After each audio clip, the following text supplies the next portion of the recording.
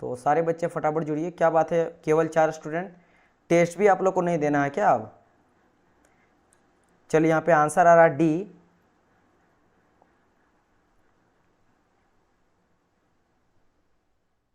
एक सेकंड मुझे कमेंट करने दिए सारे बच्चों को।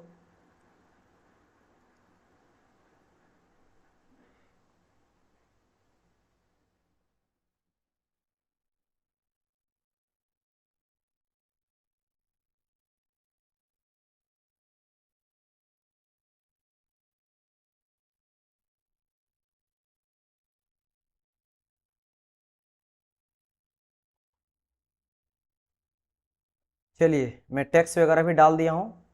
शैलेंद्र, बदन सिंह चढ़िए जुड़ चुके हैं। तो हम लोग यहाँ पे क्या लगाने वाले डियर, पहले मैं आपको समझा देता हूँ।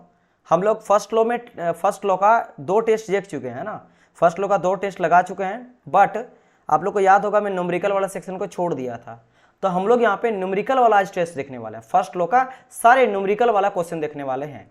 वैसे कुछ क्वेश्चन आप लोग को रिपीटेड मिलेगा क्योंकि न्यूमेरिकल में ही आते हैं, है ना, न्यूमेरिकल सेक्शन में ही आ जाते हैं। तो उन सबको भी मैं काउंटर करके ले लूंगा, 4-5 क्वेश्चन ही होंगे, उसके बाद जितने मिलेगा वो सारा का सारा आपका फ्रेश और न्यू आपका क्वेश्चन होगा जो मैं छोड़ चुका था। आप लोग याद होगा मैं ग्रीन क्लियर करके सर्कल चोर करके छोड़ दिया था सारे न्यूमेरिकल क्वेश्चन को, उसको डील करने वाले हैं। चलिए तो इसका आंसर करिएगा सारे स्टूडेंट, जितने भी स्टूडेंट लाइव हैं, जैसे भी जितने कम से कम स्टूडेंट 5-10 ही मुझे 5 ही नजर आ रहे हैं, तो एटलीस्ट जो है आप लोग कम से कम यहाँ पे करिएगा।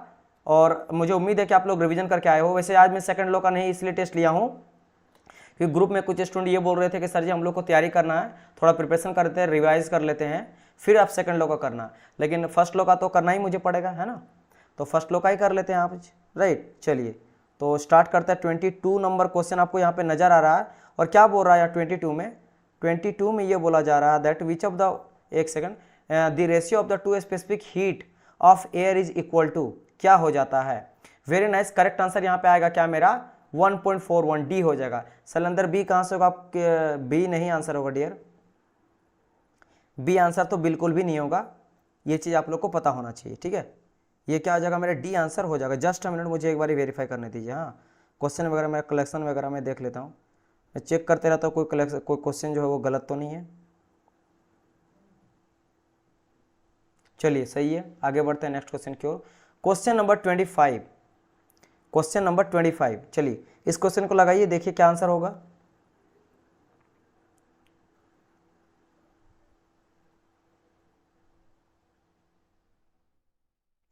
ये गामा का वैल्यू होता है, अगर मैं यहाँ पे आपको बताऊँ ना, जस्ट अ मिनट, अगर मैं यहाँ पे बताऊँ, ये बेसिकली गामा होता है ना, सीपी अपॉन सीवी, याद है कि नहीं? Specific head constant pressure and specific head constant volume, उसी के रेशियो को हम लोग क्या बोलते हैं? 1.41 लेके चलते हैं फॉर एयर के लिए, एयर के लिए, ठीक है, क्योंकि ये एयर का ही बात करा गया है। उसी तरह मैंने बात करा था कार्बन डाइऑक्साइड के लिए, अगर बात करें गामा का वैल्यू फॉर CO2, तो ये मैंने क्या बताया था? 1.28 हो जाता है। और एक आ जाता है आपका स्टीम के लिए, गामा फॉर स्टीम के लिए, तो स्टीम के लिए क्या आ जाता है? स्टीम के लिए हो जाता है 1.33। तो ये कुछ क्वेश्चन है जो आपके एग्जाम में पूछा जाता है। चलिए आगे बढ़ते हैं 25 नंबर क्वेश्चन की ओर। और यहाँ पे बच्चे का आंसर बिल्कुल नहीं आ रहा, क्या बात है? इसका आंसर करिए, क्या बोला गया? What is the work done for a constant volume process? Constant volume process के टाइम पे बताइए वर्क डन मेरा क्या होता है? कांस्टेंट वॉल्यूम वर्क डन का बात करा गया है। मैं कई सारे प्रोसेस के बारे में आपको समझाया हूं, है ना, जिसमें 25 का बी नंबर, वेरी गुड, इस तरह करके करिए। आशीष कुमार मिश्रा का रहा बी, दिवेश का भी बी, बदन का भी बी, शैलेंद्र का भी बी, 0 हो जाएगा। ऐसा क्यों भाई? क्योंकि मैंने वर्कडन बताया है, कई सारे प्रोसेस का बताया, जिसमें आपका आ जाता है आइसोकोरिक, है ना, आइसोकोरिक आ जाता है, आइसोबेरिक आ जाता है, आइसोबेरिक आ जाता है ना, एडियाबेटिक आ जाता है, क्या आ जाता है मेरा? एडियाबेटिक आ जाता है, आइसोथर्मल आ जाता है, आइसोथर्मल आ जाता है, और पॉलीट्रोपिक आ जाता है। आइसोकोरिक में वॉल्यूम कांस्टेंट होता था, आइसोबेरिक में प्रेशर कांस्टेंट होता था, आइसोबेरिक में पीवी पे power gamma equal to constant होता था, आइसोथर्मल में टेम्परेचर कांस्टेंट रहता था, और पॉलीटोप में पीवी पे power n equal to constant हो जाता था। ये हम लोग देखे थे प्रोसेस, और सब में हम लोग वर्कडन को कैलकुलेट किए थे, क्या क्या मेरा आ जाता था। तो यहाँ पे मैं बहुत सारा नहीं बताऊंगा क्योंकि और क्वेश्चन आने वाला है। फिलहाल बात करेंगे डायरेक्ट कांस्टेंट प्रेशर वॉल्यूम के बारे में। Constant volume isochoric volume constant, और क्लोज प्रोसेस के लिए जो हम लोग वर्कडन कैलकुलेट करते हैं वो क्या करते हैं? पीडीवी करते हैं, पीडीवी करते हैं, है ना, वर्कडन ये लेते हैं पीडीवी। तो यहाँ पे बोला गया कांस्टेंट वॉल्यूम है, यानी कि कांस्टेंट वॉल्यूम डीवी, तो डीवी क्या हो जाता है? डीवी बेसिकली मेरा हो जाता है change in volume V2 - V1, और ये बोला कि वॉल्यूम कांस्टेंट है, यानी कि V2 = V1 है। तो अगर V2 = V1 हुआ तो दोनों बराबर है, यानी कि डीवी मेरा 0 हो गया। और अगर मेरा डीवी 0 होगा तो वर्कडन = P × 0, यानी कि वर्कडन है मेरा हो जाएगा 0। तो यहाँ से हो जाएगा मेरा B number correct answer. Very good, सभी का करेक्ट आंसर है। ठीक है, याद रखना पीडीबी हम लोग किसके लिए लेते हैं, फॉर क्लोज सिस्टम के लिए। ये भी आप लोग को ध्यान में रखना, क्लोज सिस्टम के लिए वर्क डन हम लोग यहाँ पे लेके चलते हैं, या बोल सकते हो कंट्रोल मास के लिए, क्योंकि मास को कंट्रोल कहा जाता है। तो कंट्रोल मास के केस में मेरा कांस्टेंट वॉल्यूम के केस में वर्क डन ही मेरा हो जाता है। चलिए आगे बढ़ा जाए। ये तो आपका थ्योरेटिकल क्वेश्चन है, इसको नहीं लगाएंगे आज हम लोग, सारे न्यूमेरिकल टाइप लगाएंगे। तो नेक्स्ट आ जाता है आपका क्या, ये भी थ्योरेटिकल टाइप आ जाता है। हाँ, इसको बोल सकते हैं एक न्यूमेरिकल टाइप बोल सकते हैं, है ना, क्योंकि इसमें आपको थोड़ा दिमाग लगाना पड़ेगा। न्यूमेरिकल मतलब उस तरह का भी क्वेश्चन जहाँ पे आप थोड़ा फंस सकते हो, चीज़ों के साथ आपको खेलना पड़ेगा उसके साथ। बताइए एंथैल्पी का, वैसे इसके मैं आपको लगा चुका हूँ, वैसे क्वेश्चन जो मैं आपको करवा भी चुका हूँ ना, वो क्वेश्चन को मैं चाहे तो पार भी कर सकता हूँ, क्योंकि इन सभी क्वेश्चन को आप लगा चुके हैं। लेकिन फिर भी चलिए एक बार आंसर आप लोग फटाफट करिए, तो मैं आप लोग को यहाँ पे देना स्टार्ट कर दूँगा। और सिंपल भाई, एंथैल्पी एक तरह से एनर्जी होता है, तो वो एनर्जी वर्क डन का भी जूल लेते हैं, एंथैल्पी का भी जूल लेंगे, तो जो वो जूल का हो जाएगा तो वर्क डायरेक्ट निकालो, फोर्स इंटू डिस्प्लेसमेंट निकालो ना, तो फोर्स का क्या जाता है, यू नो दैट MLT-2 हो जाता है ना। ये तो फोर्स न्यूटन का इतना जानते होंगे। और ये आपका डिस्प्लेसमेंट का क्या था, हम लोग लेके चलते हैं L लेके चलते हैं ना, है ना, L लेके चलते हैं, तो क्या जाएगा L2T-2। और तोड़ोगे तो फोर्स का क्या जाता है, फोर्स का कैसे निकला सर ये वाला, तो ये जानना चाहता था। फोर्स इक्वल टू क्या था, मास इंटू एक्सेलरेशन। तो मास का होता है kg, और एक्सेलरेशन का होता है चेंज इन वेलोसिटी, है ना, वेलोसिटी अपॉन टाइम। अब फिर से और तोड़ोगे kg, और वेलोसिटी क्या जाता है मीटर पर सेकंड, तो मीटर पर सेकंड, और टाइम का भी सेकंड, तो मीटर पर सेकंड स्क्वायर। तो मीटर को किससे लेते हैं, आपको तीन ही बेस यूनिट लेते हैं हम लोग का, क्या लेते हैं आपका, लेते हैं आपका ml and t, है ना, ये मास के लिए लेते हैं, है ना, लेंथ के लिए हम लोग t लेते हैं, टाइम के लिए t लेते सेकंड लेते हैं। तो kg यहाँ से आ जाएगा मेरा क्या m, kg के लिए m आ जाएगा, और ये आपका मीटर है, लेंथ के लिए l ले लेंगे, और ये आपका टाइम के लिए t ले लेते हैं, T-2। तो यहाँ से आपका फोर्स वाला जो आया है, यहाँ से मैं डायरेक्ट लिया फोर्स। और डिस्प्लेसमेंट को हम लोग लेंथ से ही मेजर करते हैं, तो l ले लेते हैं, बस हो गया क्लियर, है ना, बिकॉज बाकी आपको पता है एंथैल्पी वर्क हो जाता है। चलिए तो यहाँ पे देखो, फिर भी बच्चा जो है सही आ रहा है ना सबका, 39 का C। अच्छा एक सेकंड, हाँ गलत मैंने कुछ करा क्या, नहीं सही तो है, ए आंसर होगा ना, डी आंसर, सी नहीं होगा। दिवेश आप सी बोल रहे हो, सी नहीं होगा ना, इसका ए आंसर होगा। मुझे लगा कि आप लोग गलती तो नहीं करते हो, नेगी सही बात है। दिवेश ध्यान दो, सी नहीं होगा, 39 का ए होगा, ध्यान दो। एल है ना, एल तो L2 होगा, माइनस यहाँ पे होने का चांस ही कोई नहीं बनता है। ठीक है क्लियर, सॉरी ए, ओके डियर, ठीक है सही हो गया। चलिए ये सभी तो थ्योरेटिकल क्वेश्चन है, आगे बढ़ते हैं न्यूमेरिकल की ओर। हाँ चलिए इस क्वेश्चन को भी लगा लेते हैं, इस क्वेश्चन लगाते 55 का। चलिए आंसर करिएगा, क्या आंसर होगा, जल्दी से आंसर करिए आप लोग। क्या बोला गया, एक आइसेंट्रोपिक प्रोसेस है, आइसेंट्रोपिक प्रोसेस है, the process of the monoatomic ideal gas increase by 0.5। Monoatomic का जो आइडियल गैस है उसका प्रेशर मेरा इंक्रीज कर रहा 0.5 से, the volume will decrease, volume मेरा डिक्रीज कर रहा परसेंटेज से। तो यहाँ पे आपको बताना है कि बताइए प्रेशर मेरा क्या हो जाएगा, है ना।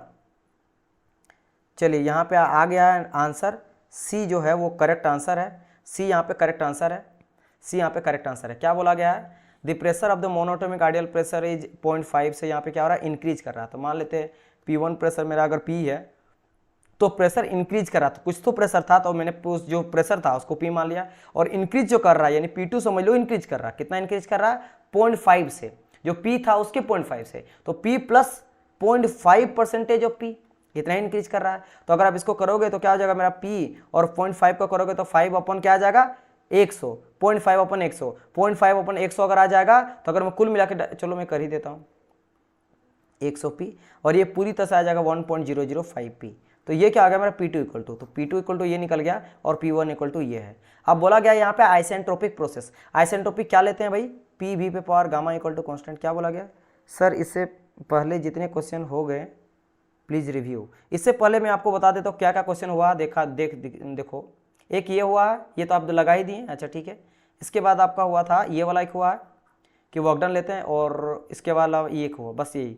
क्योंकि आज मैं आपको बता देता हूँ, अभी जो हम लोग लगाने वाले हैं फर्स्ट लो का जो न्यूमेरिकल वाला सेक्शन है उन सभी को लगाने वाले हैं, न्यूमेरिकल वाला क्वेश्चन लगाने में जिसमें आपको कैलकुलेशन का जरूरत पड़ता है। तो ये लगाया गया था कि क्या होता है टू स्पेसिफिक हीट का रेशियो, तो 1.41 हो जाता है, जो CP/CV का होता है, ये पहला था। सेकंड ये था कि वर्क डन मेरा कांस्टेंट वॉल्यूम के केस में क्या होता है, तो कांस्टेंट वॉल्यूम के केस में वर्क डन मेरा 0 हो जाता है ना।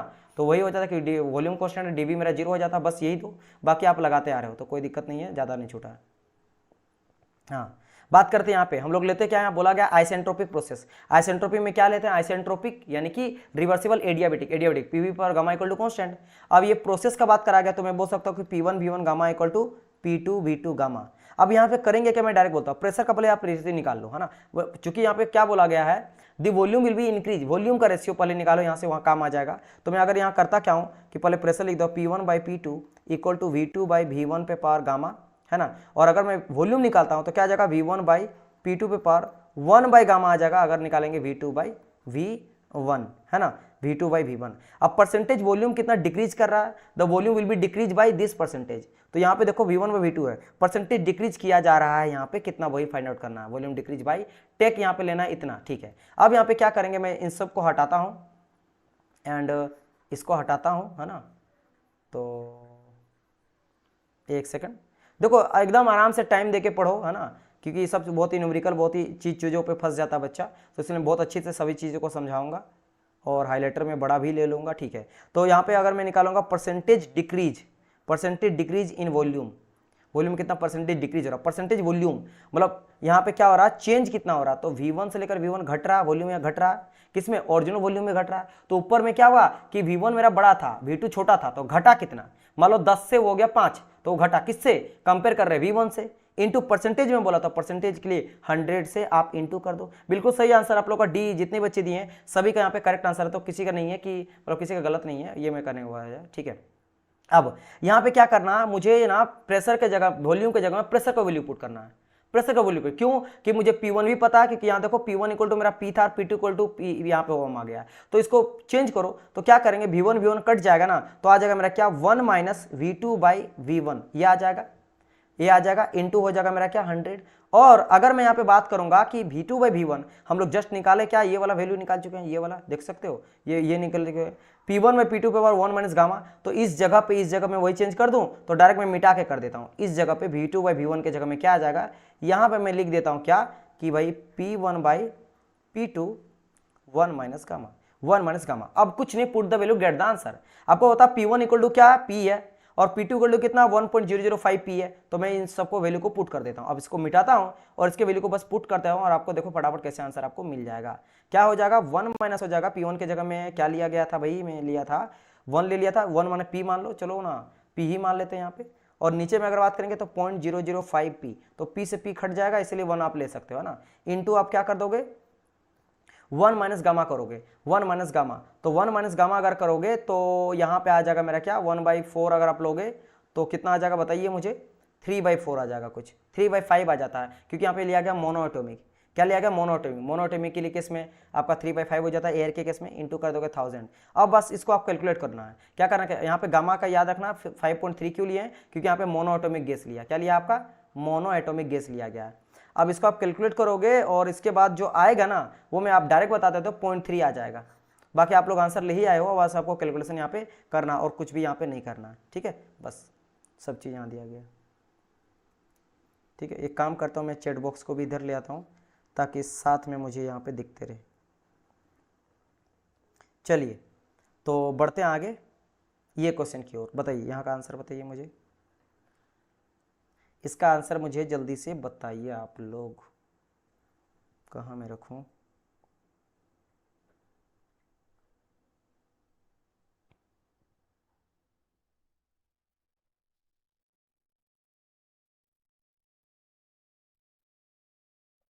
चलिए 56 का आंसर करिए, क्या कहा गया, the ratio of specific heat of constant at constant pressure and to the specific heat of constant volume for the triatomic gas, बस यहाँ पे एटॉमिक जो लिया गया वो ट्राई एटॉमिक आपको मानना है, दैट्स इट। चलिए यहाँ पे आंसर आना स्टार्ट हो चुका है, सबसे पहले आंसर किसका आया है, दिवेश का, दिवेश सी नहीं होगा इसका आंसर, इसका आंसर बी होगा, या पहले का बता रहे आप, अच्छा हाँ इसका सही है दिवेश, वो पहले का था ना, बी बिल्कुल सही है, दिवेश का भी सही है, दिव्या का भी सही है, बदन का भी सही है ना, एवरीवन हैव करेक्ट आंसर, ठीक है, सभी बच्चों का यहाँ पे करेक्ट आंसर आया है। आशीष कुमार मिश्रा आपका भी करेक्ट आंसर है, 1.3 हो जाएगा। एक सेकंड थोड़ा मैं इसको कर देता सोल्यूशन, थोड़ा मुझे क्वेश्चन वगैरह को देखना पड़ता है गलत सही है कि नहीं, क्योंकि बहुत सारी चीज़ों मुझे चेक करना पड़ता है। एक सेकंड है, ओके तो अब हम लोग इसको सोल्यूशन करते हैं। CP/CV, तो यहाँ पे अगर मैं बात करता हूँ क्या, गामा इक्वल टू, ओहो,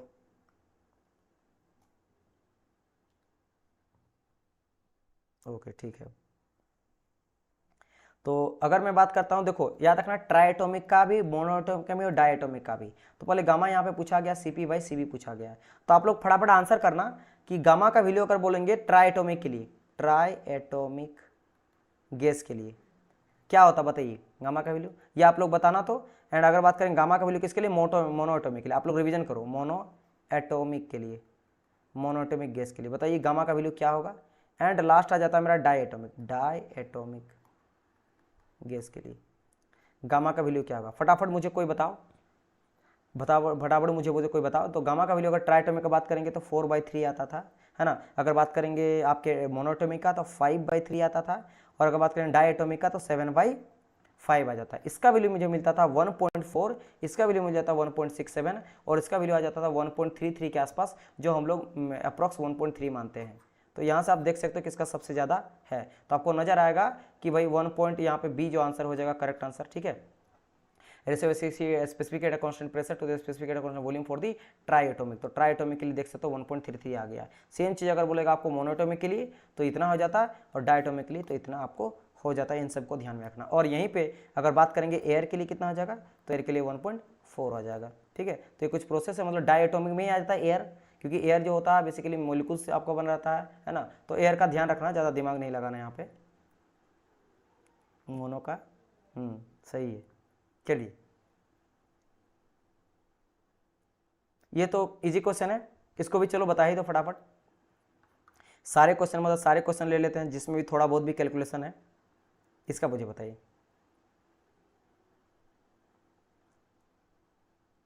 हीट मेरा डिपेंड करता है मास पे, और हीट मेरा डिपेंड करता है टेम्परेचर डिफरेंस पे, और जब मैं यहाँ पे डायरेक्ट करता हूँ तो m∆T आ जाता है, और प्रोपोर्शनल को हटाने के लिए मेरा कांस्टेंट जुड़ता है जिसको कहा जाता है स्पेसिफिक हीट, तो mc∆T आ जाता है। और इस ∆T को हम लोग T2 - T1 भी लिख सकते हैं, क्योंकि टेम्परेचर जो होता है वो मेरा होता है प्रॉपर्टी सिस्टम, तो फाइनल माइनस इनिशियल लिखते हैं। तो अगर आप देखोगे ध्यान से तो MC, अच्छा हाँ, और यहाँ पे MC भी आ जाएगा, है ना, CP या CV आ जाएगा, CV यहाँ पे आ जाएगा, MCV/dt यानी कि D नंबर हो जाएगा, है ना, MCV/dt यहाँ पे आ जाएगा। बाकी कहाँ कहाँ पे क्या क्या लगता है याद करो कि यहाँ पे heat supplied eight constant volume का बात कराएगा, कांस्टेंट वॉल्यूम, तो बस वॉल्यूम यहाँ पे और कुछ तो दिया नहीं गया है।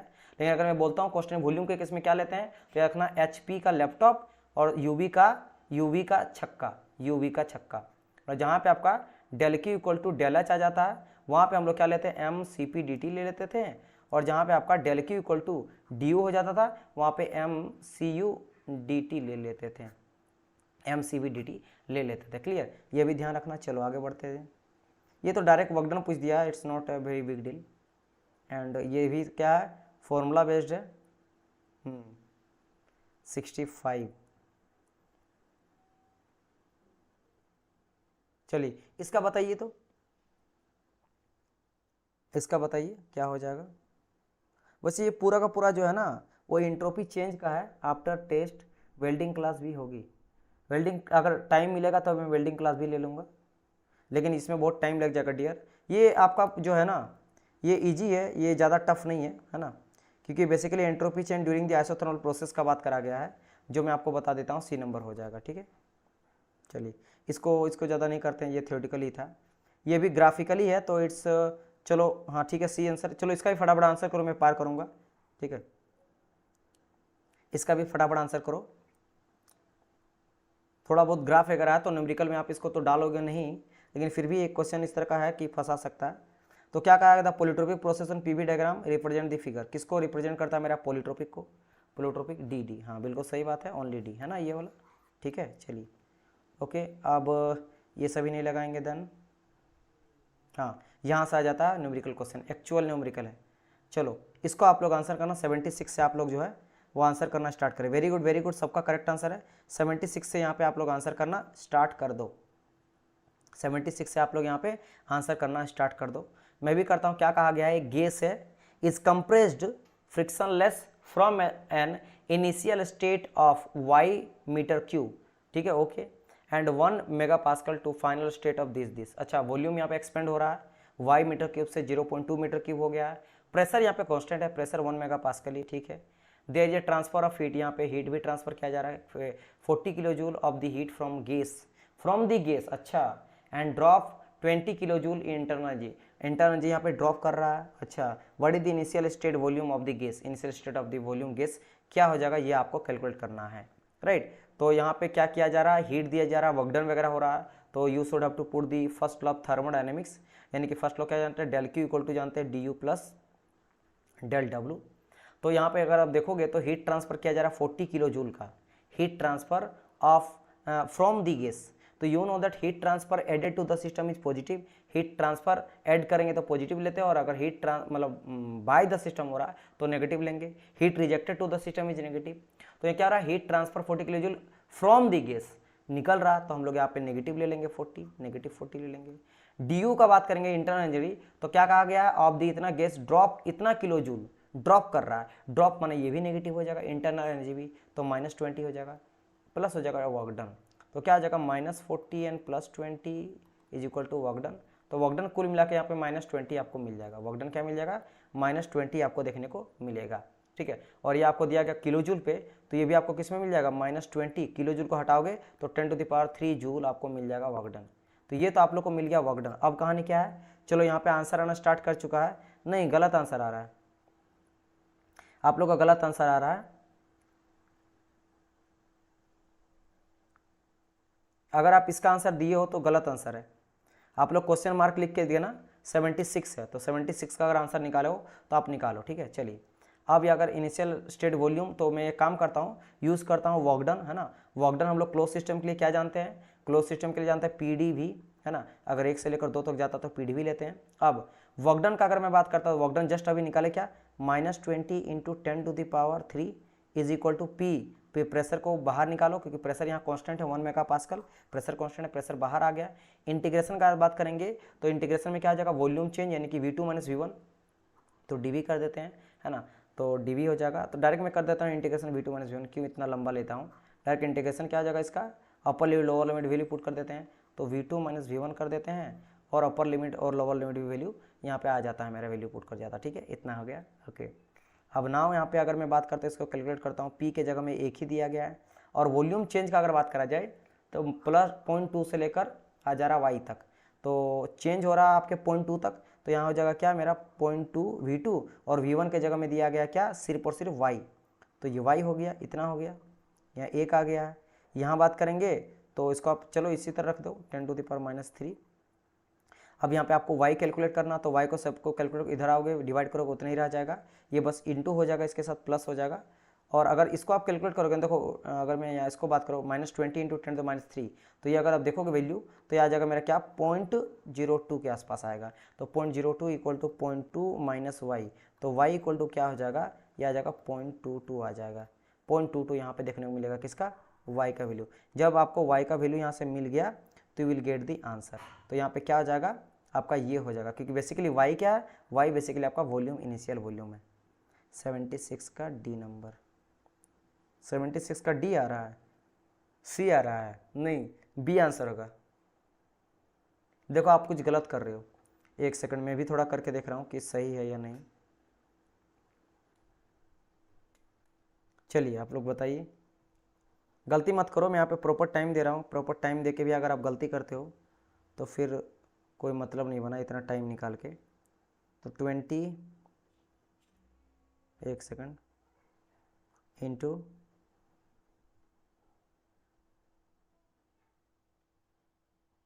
सही है, सी नहीं होगा, बी आंसर होगा, ठीक है। आप लोग का गलत है, अगर जो बच्चा बी दे रहा 0.22 उसका आंसर यहाँ पे करेक्ट हो जाएगा, बाकी बच्चों का गलत है। और ये मीटर क्यूब में आप लोग का आंसर आएगा, ठीक है, क्योंकि यहाँ भी आपका मीटर क्यूब में दिया गया था। चलिए आगे बढ़ते हैं नेक्स्ट क्वेश्चन की ओर, एंड नेक्स्ट आपको ये आ जाता क्वेश्चन, इस क्वेश्चन में लगाइए क्या कहा गया, calculate the enthalpy of 3 kg of fluid that occupy a volume of 1.5 meter cube if the internal energy is 3.5 kilo megajoule per kg and the pressure is 0.3 mega Newton per metre square. तो इसका आप लोग को find out करना है enthalpy, इसको calculate करने के लिए बोला गया है। बताइए इसको कैलकुलेट करो फटाफट आप लोग और बताइए क्या यहाँ पे आंसर हो जाएगा। थोड़ा संभल के करो, आप लोग आंसर कर दोगे, है ना, ऐसा बात नहीं कि आप लोग गलत करोगे, बस थोड़ा सा दिमाग अगर लगाओगे तो you will get the answer. Enthalpy क्या होता है, H equal to U plus P V हो जाता है, एच इक्वल टू क्या हो जाता है मेरा, H equal to U plus P V हो जाता है। अब यहाँ पे देखो क्या क्या दिया गया, इंटरनल एनर्जी आपको दे दिया गया। यहाँ पे इंटरनल एनर्जी की बात करेंगे तो देखो इंटरनल एनर्जी कितना दिया गया आपको, 3.5 दिया गया, तो इसके जगह में आप सिंपल करो 3.5 दे दिया गया है ना, मेगा जूल पर केजी पर लिख देते हैं जो जो दिया गया, इतना दिया गया। फिर और क्या दिया गया पे यहाँ पे इंटरनल एनर्जी अगर इतना दे दिया गया तो मेगा जूल को पहले कन्वर्ट ही कर लेते हैं, तो 3.5 है ना इंटू यहाँ क्या करा गया, पर केजी के बेसिस पे 3 केजी दिया गया, तो पर केजी तो 3 केजी तो 3 इंटू कर दो, है ना, ये कितना हो जाएगा बताइए। आप लोग सॉल्यूशन कर रहे हो कि नहीं कर रहे हो, तो आ जाएगा यहाँ पे 10.5 मेगा जूल में ही रहने दो, बस पर केजी को हटा दिए, बस यहाँ पे के जूल में ले आए, ठीक है। मेगा अभी भी है, ये है मेगा अभी भी रहने ही देते हैं, क्योंकि आंसर भी देख सकते हो मेगा जूल में है, तो इसमें कुछ करने का जरूरत नहीं है। अब आप कैलकुलेट करना है एंथैल्पी, तो H equal to U plus P V फिर से वैल्यू पुट करो, है ना, तो यू के जगह में आपका आ गया 10.5 आ गया, और प्लस पी वी के जगह में पी कितना दिया गया, यहाँ पे पी प्रेशर दिया गया 0.3, तो देखो अभी मेगा में दिया गया तो कोई चेंज करने का इसको भी जरूरत नहीं है, तो 0.3 इंटू बात करेंगे वॉल्यूम का, तो वॉल्यूम 1.5 मीटर क्यूब में बिल्कुल सही यूनिट है, तो 1.5। बस इसको आपको क्या करना है, कैलकुलेट करना है, और इसका जैसे कैलकुलेट करोगे you will get the answer, you will get the answer 10 point यहाँ पे 5 आ जाएगा, और प्लस इसको अगर करोगे 3.3 इंटू 0.5, 15 या 45 यानी कि 0.5 आ जाएगा, 0.45 आ जाएगा, एंड इसको अगर आप ऐड कर दोगे तो 50 हो जाएगा, यानी कि सिंपल यहाँ पे आ जाएगा क्या 10 पॉइंट या 5 4 9 एंड 5, तो 95 यहाँ पे आ जाएगा। ये किस में आ जाएगा, मेगा जूल में आपको देखने को मिल जाएगा, तो 87 का C. Very good very good. चलो दिवेश का करेक्ट आंसर है ना, दिवेश करेक्ट आंसर है, एंड बदन आपका भी करेक्ट आंसर है, वेरी नाइस। चलिए आगे बढ़ते हैं नेक्स्ट न्यूमेरिकल की ओर, और ये रहा नेक्स्ट न्यूमेरिकल, बताइए इसको। और कुछ ऐसे क्वेश्चन जो बहुत ही लेंदी रहेंगे उसको मैं खुद स्किप कर दूंगा, है ना, खुद स्किप कर दूंगा अगर मुझे लगेगा कि ज़्यादा ही कुछ जो है मेरा ज़्यादा बड़ा नज़र आ रहा है। जैसे ये काफ़ी लेंदी है, इस क्वेश्चन को अगर हम लोग ट्राई करेंगे सबसे लास्ट में देखेंगे, इसको सबसे लास्ट में रखेंगे, ये ज़्यादा बड़ा है। चलो इस क्वेश्चन को लगा 98। देखो न्यूमेरिकल अगर बात की कितना है मैं आपको बता दें इसके बाद, तो इसके बाद अगर बात करेंगे 1 हो गया,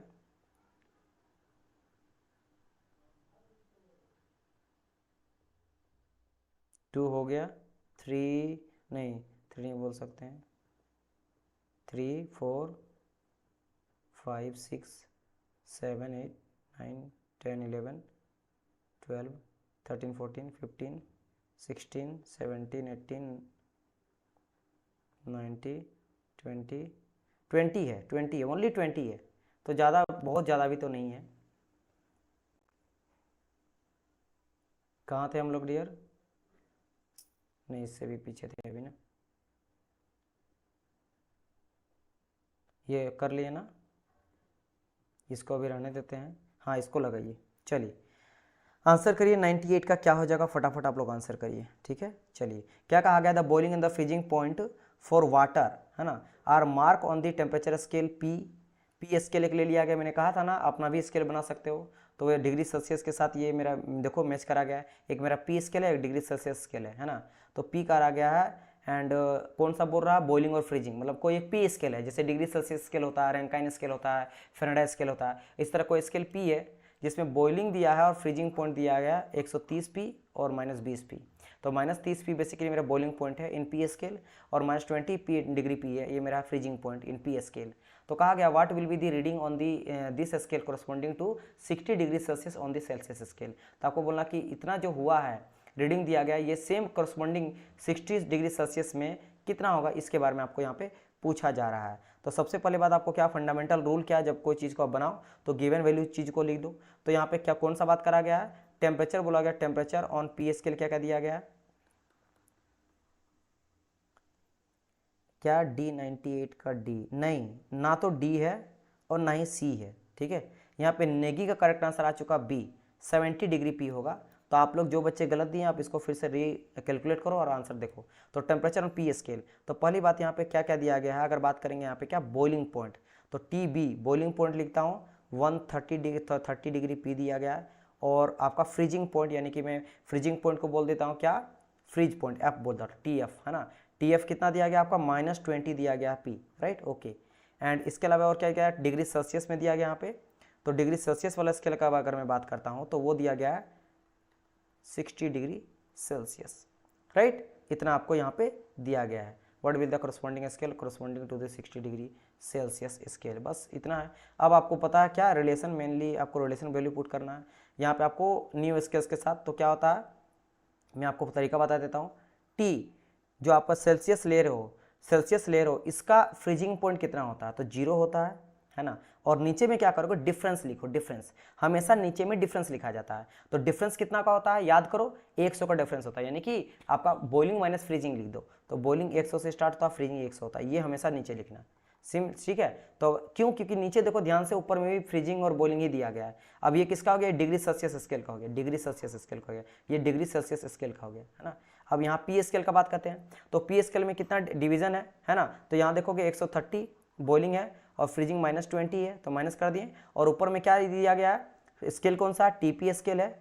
और अगर बात करें 0, फ्रीजिंग कौन सा, फ्रीजिंग यहाँ पे दिया गया -20, तो यहाँ -20 आ जाएगा। बस इसको आपको बस कैलकुलेट करना है, इसको बस आपको क्या करना है, यहाँ पे कैलकुलेट करना है। बिकॉज टीसी का वैल्यू यहाँ पे दिया गया, टीसी का वैल्यू 60 दिया गया है ना। तो 60 के जगह, टीसी के जगह में मैं 60 वैल्यू पुट कर देता हूँ। इस जगह पे क्या कर देंगे, मैं 60 वैल्यू पुट करता हूँ। देखो अभी चारों वैल्यू यहाँ पे गिवन है, यहाँ पे तीनों वैल्यू गिवन है, यहाँ पे टीपी निकालना। और जैसे आप टीपी निकालते हो, टीपी विल बी योर 70। तो ये अब आपका काम है 70 डिग्री निकालना, इसको बस आपको कैलकुलेट करना, राइट।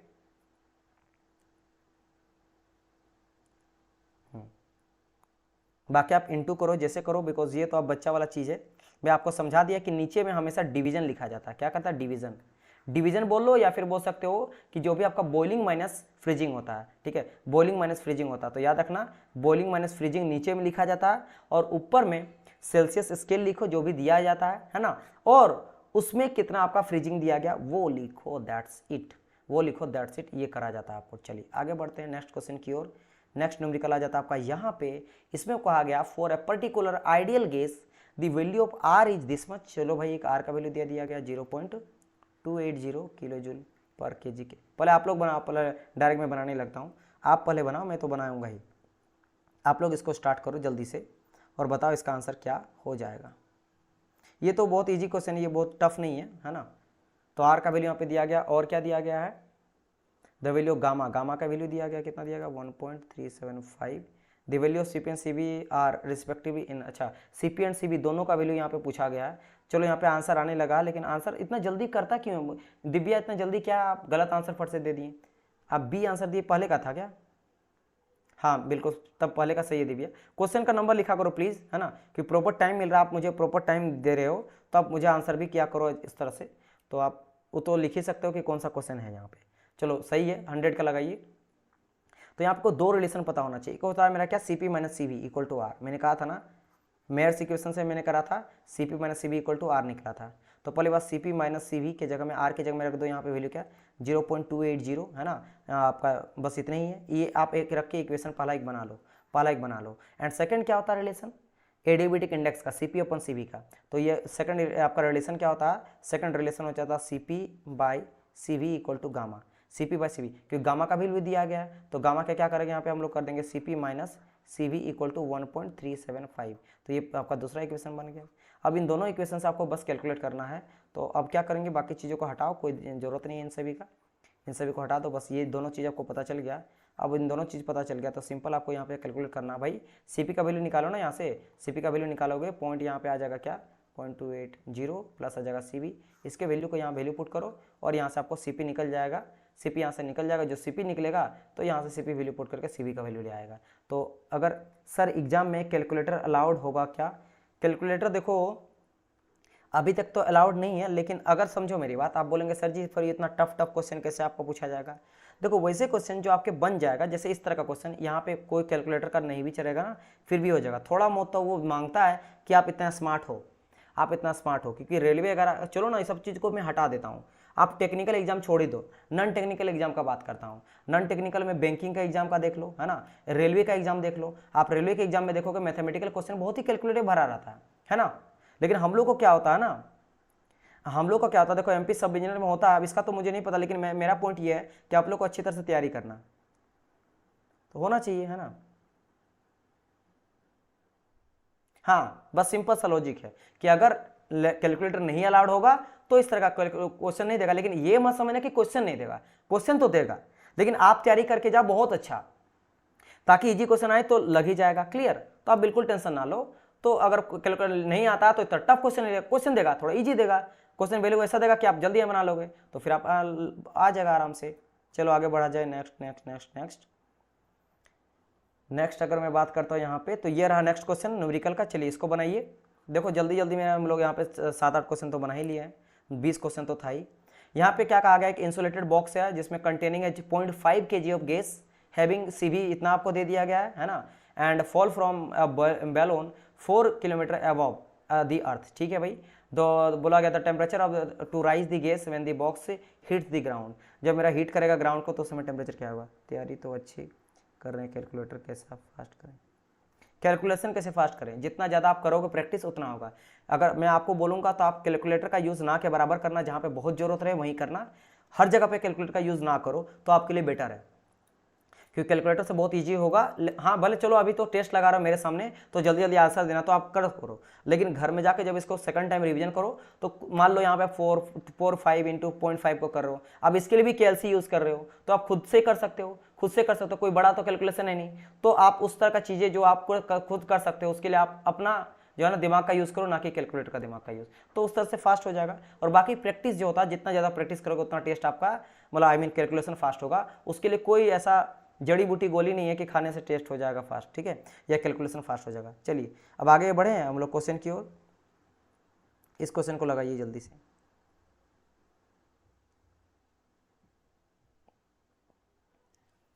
तो यहाँ पे मास दिया गया, पहली बात तो मास दिया गया 0.5 का है ना, CV दे दिया गया कितना 0.98 किलो जूल पर KG केल्विन दिया गया है ना। इसके अलावा अगर बात करेंगे हाइट का, तो हाइट आपको दिया गया 4 किलोमीटर। पहली बात इन दोनों को तो कैलकुलेशन कर लो, किलोमीटर को मीटर में कन्वर्ट कर लो तो कितना हो जाएगा 4000 हो जाएगा मीटर एक चीज़।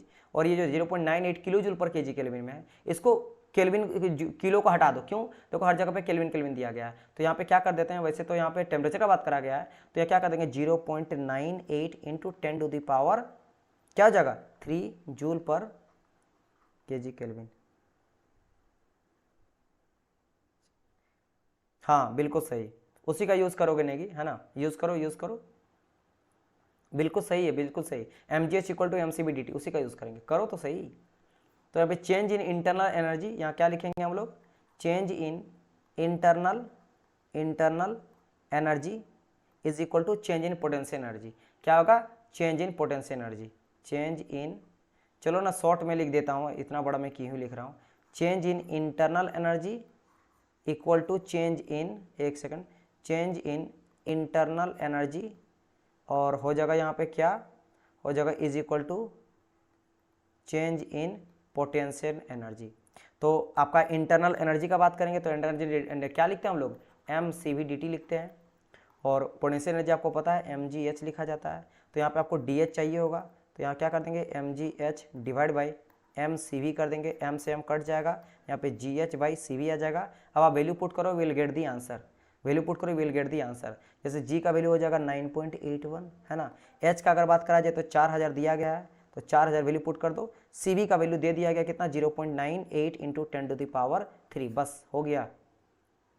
सर कैलकुलेशन करने में मन नहीं करता है करना पड़ेगा ना डियर, करना पड़ेगा, करो, हो जाएगा। या पॉइंट को हटाओ ऊपर में ले जाओ, एकदम इजी करो ना, पॉइंट को हटाओ ऊपर में ले जाओ, 00 कर दो है ना। इसको मैं हटा देता हूँ, यहाँ पर 00 आ जाएगा, ये कटेगा, ये पॉइंट यहाँ पे 3 0 है, 3 हटेगा, तो इस तरह से करोगे तो 1 2 यहाँ पे 1 0 आ जाएगा, तो कुल मिला के 40 बच जाएगा। तो यहाँ पे 40 केल्विन आपको देखने को मिल जाएगा, सी आंसर, ठीक है, दिवेश सी, ठीक है, करो, हो जाएगा, ठीक है। ऐसे नहीं, मन नहीं करता, इससे तो काम नहीं चलेगा, मोटिवेट करो है ना। कैलकुलेशन वगैरह करते हो तो कभी कभी तो सॉन्ग वगैरह सुना करो ना, हेडफोन लगा लो और कैलकुलेशन करो, अगर किसी को डाइवर्ट नहीं होता तो। लेकिन कैलकुलेशन करना पड़ेगा आपको, प्रैक्टिस तो करना पड़ेगा, प्रैक्टिस आपको करना पड़ेगा, नहीं तो बड़ा दिक्कत हो जाएगा फिर आपके एग्जाम में। आपके बहुत सारे ऐसे एग्जाम होता है, लेकिन फिलहाल अभी इस एग्जाम को टारगेट किए हो तो यहाँ पे थोड़ा बहुत आपको करके चलना है प्रैक्टिस। अगर नहीं आता है कैलकुलेटर, जो कि बहुत उम्मीद कम है कि आपको KLC पूछा रहा जाएगा, लेकिन मेरा काम है कि आप लोग को तैयारी ढंग से करवाना, अच्छी तरह से करवाना, ठीक है, ताकि आप अच्छी तरह से प्रिपेयर हो जाओ। Thanks for motivation. चलिए ठीक है, आगे बढ़ा जाए। देन चलिए 120 क्वेश्चन नंबर आ जाते हैं। क्या कहा गया? इन अ नॉन फ्लो प्रोसेस, एक मेरा कोई नॉन फ्लो प्रोसेस यानी क्लोज सिस्टम का बात करा गया है। Work transfer from this system is this much and heat receive by the system is this much. ये समझ लेना, क्यू और आपका डब्ल्यू दिया गया है। तो आप देखो यहाँ पे कौन सा अच्छा हीट दिया है और वर्क दिया, हाँ कौन पॉजिटिव होगा कौन नेगेटिव होगा। फिर यहाँ पे चेंज इंटरेस्ट, ये तो सिंपल सा है, फर्स्ट लॉ थोड़ा इसको वैल्यू पुट करो और गेट द आंसर। ये तो बहुत ही बच्चा क्वेश्चन है। चलिए बताइए इसका आंसर जल्दी से करिए डियर, इसका आंसर जल्दी से कर दो, ये बहुत ईजी क्वेश्चन है। हाँ बिल्कुल सही बात है, दिवेश काफ़ी अच्छे कर रहे हैं। तो यहाँ पे डायरेक्ट वैल्यू पुट कर देना, del Q equal to D U plus del W. तो अभी क्या हो रहा है यहाँ पे, अगर मैं बात करूँ डी यू निकालना है ना, डी यू निकालना है तो हम लोग क्या करेंगे, del Q minus del W कर देंगे और 90 माइनस 30 कर देंगे। तो यहाँ पे 60 जो है वो आपका किलो जूल आंसर हो जाएगा। ठीक है, डी यू इक्वल टू क्या हो जाएगा मेरा 60। बाकी पॉजिटिव नेगेटिव क्यों हुआ, क्योंकि work done, work transfer from the system है ना, work transfer from the system.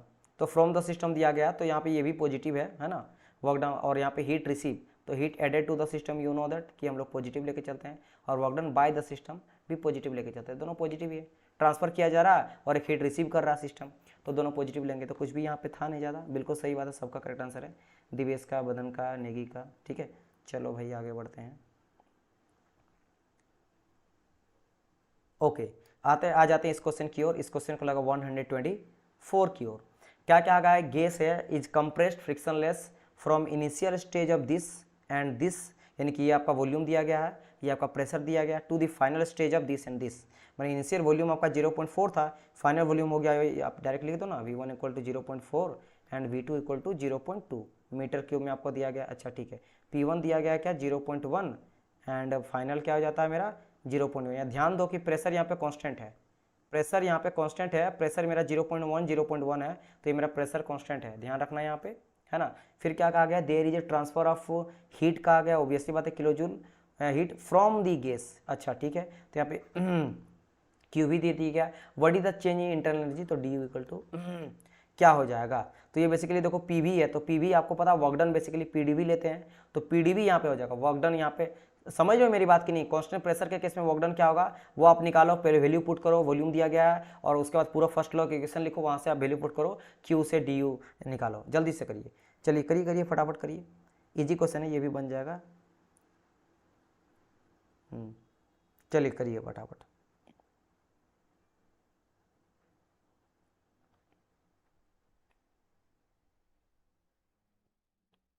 One 24 का बी। चलिए वेरी नाइस, आंसर आ चुका, बस यही करना था, बस यही करना था। ठीक है, क्योंकि वर्क डन क्या होता है, work done equal to PDV लेते हैं ना, अगर मैं बात करता हूँ तो वर्क डन इक्वल टू क्या आ जाएगा मेरा पीडीवी, राइट।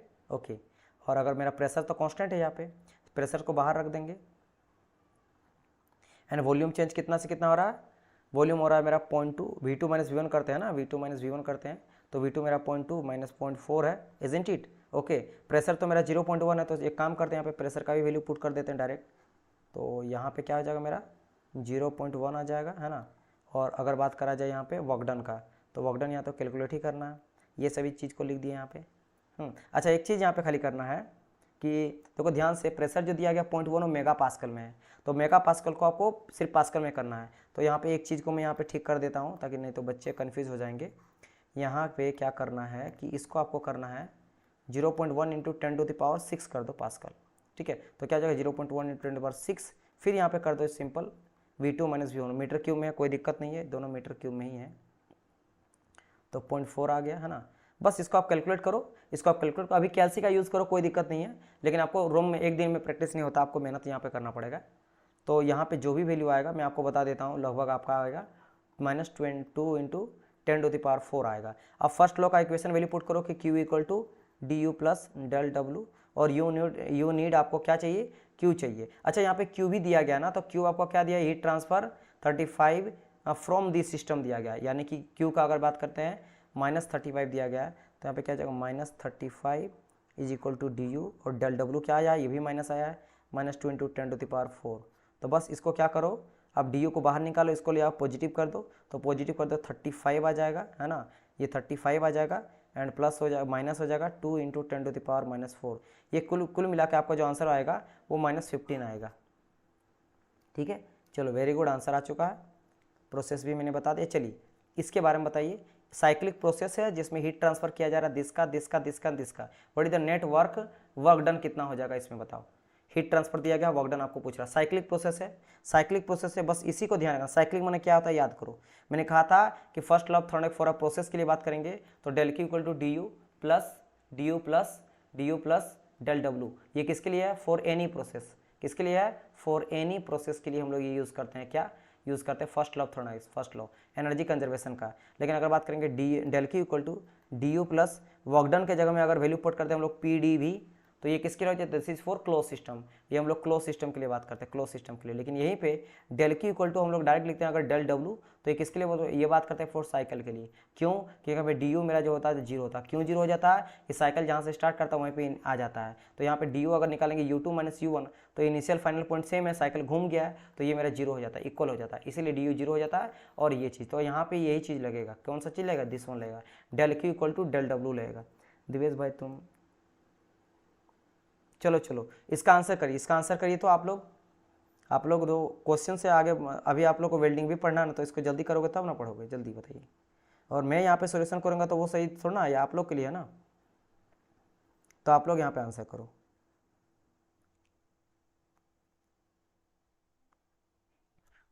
चलो कोई बात नहीं, यहाँ कोई बच्चा नहीं बना रहा तो मैं ही बना देता हूँ। तो साइक्लिक प्रोसेस के लिए क्या हो जाता है? Del Q equal to del W हो जाता है ना। यहाँ पे सारा हीट ट्रांसफर किया जा रहा है, तो यहाँ पे देखो क्या हो रहा है, 15 है, -23 है और -3 है, तो कुल मिला के कितना हो जाएगा यहाँ पे? 29 आ जा रहा है ना, एंड 15, और यहाँ पे और क्या प्लस, अच्छा यहाँ पे प्लस 40 भी तो है, 40 भी है ना, 40 50 55, यानी कि यहाँ जा रहा है 29 किलो जूल का, है ना, 29 किलो जूल, यानी कि del Q equal to sum of del Q equal to आ गया मेरा 29 किलो जूल। और यहाँ पे अगर बात करेंगे, चूँकि साइक्लिक प्रोसेस है, तो del Q equal to del W, तो 29 इक्वल टू 29, तो बस, है ना, ये चीज़ यहाँ पे आंसर मुझे देखने को मिलेगा। दैट्स ट्रू, यहाँ पे ऑप्शन जो है ना करेक्ट नहीं है, कोई भी ऑप्शन यहाँ पे सही नहीं दिया गया। ये 29 होना चाहिए, ऑप्शन नहीं है, तो कोई बात नहीं, हो सकता 29 ये होगा। कमीशन का क्वेश्चन क्या था? कमीशन में इस तरह का पूछा ही गया था, ठीक है, तो आप बिल्कुल सही निकालो, 29 ऑप्शन में कोई भी सही नहीं है। चलो आगे बढ़ते हैं। इस क्वेश्चन में बात करते हैं is the cyclic process the work done. इस बार सारा वर्क डन दिया गया है। What is the net heat? फिर से साइक्लिक प्रोसेस है, फिर वही जोड़ो, इसको 20 है, यहाँ -10 बचेगा, -15 हो जाएगा, और यहाँ पे आपका 10 चल गया, -5 हो जाएगा। चलिए आगे बढ़ते हैं। ये तो समझ ही गए होंगे कैसे होगा, है ना। चलो ठीक है। चलिए इसको आगे, इसको लगाइए, इजी क्वेश्चन था, एक तरह समझ गए ना, एक समझ गए ये क्या किए हैं। चलो मैं बता देता हूँ प्रोसेस, नहीं तो कुछ बच्चे बोलते हैं कि सर जी समझ नहीं आता है। यह क्या होता है? चूँकि साइक्लिक प्रोसेस है, और साइक्लिक प्रोसेस मैंने क्या कहा कि भाई हम लोग क्या लिखते हैं? फर्स्ट लॉ के del Q equal to D U plus del W, और मैं ये तो होता है कोई भी प्रोसेस के लिए, एनी प्रोसेस के लिए।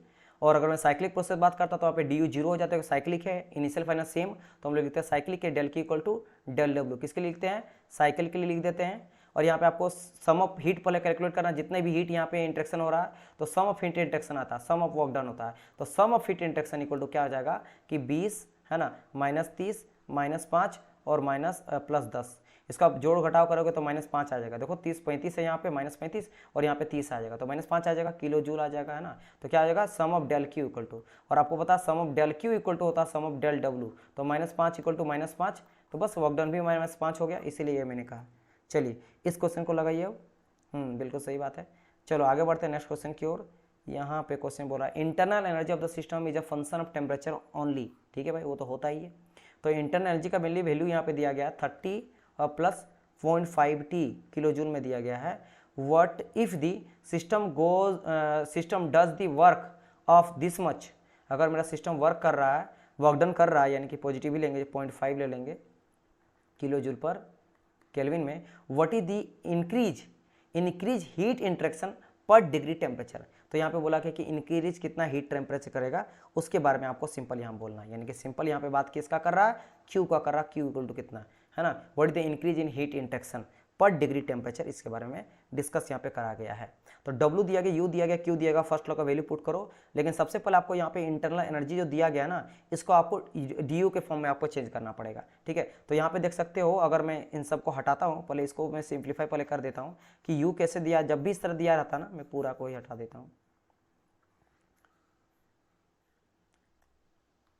देखो यहाँ U क्या दिया गया, U दिया गया 30 प्लस 0.5 T इन दिया गया किलो जूल, ये दिया गया। अच्छा ठीक है, तो चेंज इन इंटरनल एनर्जी जो है ना, change in internal is the function of temperature only, तो टेम्परेचर के साथ वेरी करता है विथ रिस्पेक्ट टू टेम्परेचर। जैसे देखो what is the increase heat interaction per degree temperature, ये भी डिग्री से के साथ कर रहा है विथ रिस्पेक्ट टू, यानी क्या करो यहाँ पे सिंपल, मैं यहाँ पे क्या करूंगा, DU को कर दूंगा विथ रिस्पेक्ट टू टेम्परेचर, यानी कि चेंज इन इंटरनल एनर्जी पर डिग्री टेम्परेचर। ये क्या है मैंने कहा, ये बेसिकली है चेंज इन इंटरनल एनर्जी पर डिग्री टेम्परेचर, इसके साथ निकलो तो du by dt equal to, मैंने हमने डिफ्रेंशिएट कर रहा हूँ टेम्परेचर के साथ, तो अगर मैं टेम्परेचर डिफ्रेंशिएट करूँ तो कांस्टेंट का अगर डिफ्रेंशिएट करेंगे तो जीरो हो जाएगा, तो 30 के जगह में जीरो आ जाएगा क्योंकि कांस्टेंट उसका डिफ्रेंशिएट जीरो हो जाएगा।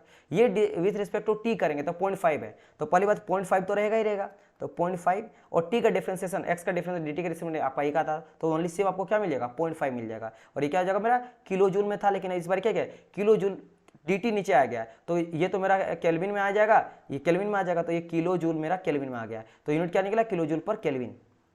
तो ये मेरा क्या निकल गया, du बाई dt निकल गया। अब जैसे भाई du बाई dt निकल गया, अब you have to put the value of first law जो इक्वेशन होता है उसका वैल्यू को पुट करो। तो नाउ अब देखो यहाँ पे कुछ नहीं बचा क्वेश्चन पे, बस सिंपल यहाँ पे कि मुझे पता है कि q इक्वल टू क्या जाता है du, यानी कि du और प्लस आपका w हो जाता है। तो यहाँ पे du मेरा कितना दिया गया 0.5 दिया गया है, 0.5 दिया गया, और आपका q अगर बात करेंगे तो q आपका भी 0.5 हो गया, तो 0.5.1 हो गया किलो जूल पर केल्विन। तो बस यही आपका q, क्योंकि q भी देखो क्या बोला गया, heat interaction per degree temperature, मतलब q डिवाइड बाई dt बोला गया था, तो देखो किलो जूल पर केल्विन आपका यहाँ पे आंसर मुझे मिल गया, ठीक है। du 0.5 दिया गया था, ये भी 0.5 दिया, दोनों को जोड़ दिए, खेल खत्म हो गया। तो यहाँ पे क्या हो गया मेरा ए आंसर हो गया, very good. Swati Shweta correct answer है, नेगी करेक्ट आंसर, दिवेश आपका भी करेक्ट है। आगे बढ़ते हैं, चलिए इस क्वेश्चन को लगाइए। तो ज़्यादा टफ क्वेश्चन है नहीं, बस समझने वाली बात है। इसके बाद अगर देखेंगे, देखो अभी एक क्वेश्चन, 2 एंड एक सेकंड, ये भी है क्या, 3 4 5 6 7 8 बस हो गया 9 10 10 10 और 10 बचा हुआ, ओनली 10 क्वेश्चन रिमेनिंग है ना। चलिए बताइए,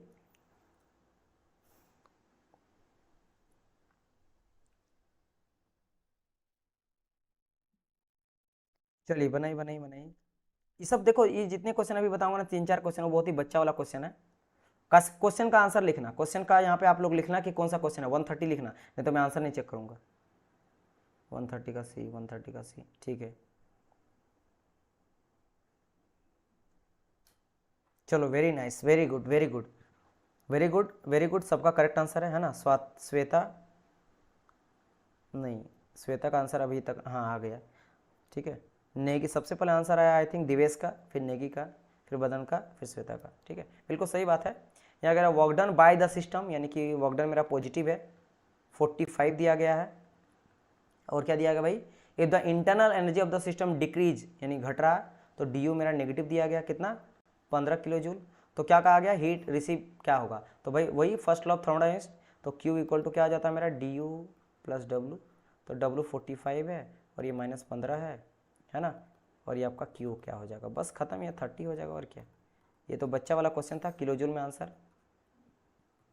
चलिए इसका बताइए, तो सेम तरह का क्वेश्चन जैसे मैं आप लोग को कराया था, आई थिंक कौन सा क्वेश्चन था, ये वाले में 29 और आपका 31 सेम है, तो इसका मुझे आंसर जल्दी से जल्दी बता के दिखाइए। अच्छा एक ही क्वेश्चन है क्या, जस्ट अ मिनट, 30 + 1t 30, हाँ नहीं अंतर है, थोड़ा सा अंतर है, 0.5 वहाँ t लिया गया था, यहाँ पे 2t लिया गया है, और यहाँ पे आपका जो इफ दी सिस्टम डर वर्क करा 2 का, और यहाँ का करा 0.5 का, अंतर है, थोड़ा सा अंतर है, बट एकदम एक जैसा है, एकदम एक जैसा है। तो यहाँ पे आप जल्दी से जल्दी इसका आंसर लाओ। और एक अंतर है, यहाँ पे वहाँ पे दिया गया था इंटरनल एनर्जी, यहाँ पे दिया गया आपका हीट, तो यहाँ पे हीट दिया गया विथ रिस्पेक्ट टू टेम्परेचर, तो यहाँ पे Q दिया गया क्या 30 + 1t इन किलो जूल पे, तो क्या करोगे, क्यू बाई टी निकालोगे, है ना, क्यू बाई टी निकालोगे, डेल टी निकालोगे, यानी कि आपको मिलेगा क्या, किलो जूल पर केजी में मिलेगा। तो ये 0 हो गया और इसका 1 ही रहा। तो सिंपल, ये मैं इतना करने का जरूरत नहीं है, हम डायरेक्ट 1 ही कर देते हैं, clear. Plus 1 is equal to 1 किस में मिल जाएगा, किलो जूल पर केल्विन में मिलेगा, क्या, del Q by T. Del Q by T मुझे मिल गया, क्या, ये चीज़ मिल गया, ठीक है। और इसके अलावा क्या दिया गया यहाँ पे, if the system does work इतना, तो सिस्टम वर्क देखो किलो जूल पर केल्विन में ये भी है, मतलब बेसिकली वर्क को कैसे लिख सकते हैं कि del W by del T के रिस्पेक्ट में दिया है ये भी। तो ये कितना दिया गया आपको, 2 किलो जूल पर केल्विन।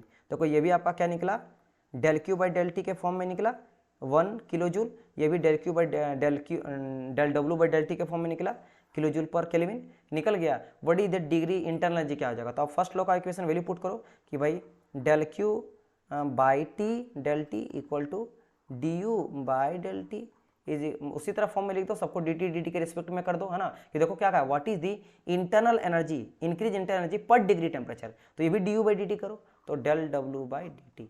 तो क्या put the value get the answer, ये क्या था, 1 था इज इक्वल टू 2 था इज इक्वल टू ये था, इधर चल जाएगा तो माइनस आ जाएगा 1, 31 का 1, एक सेकेंड, सबसे पहले दिवेश का आंसर आया है 131 था ना,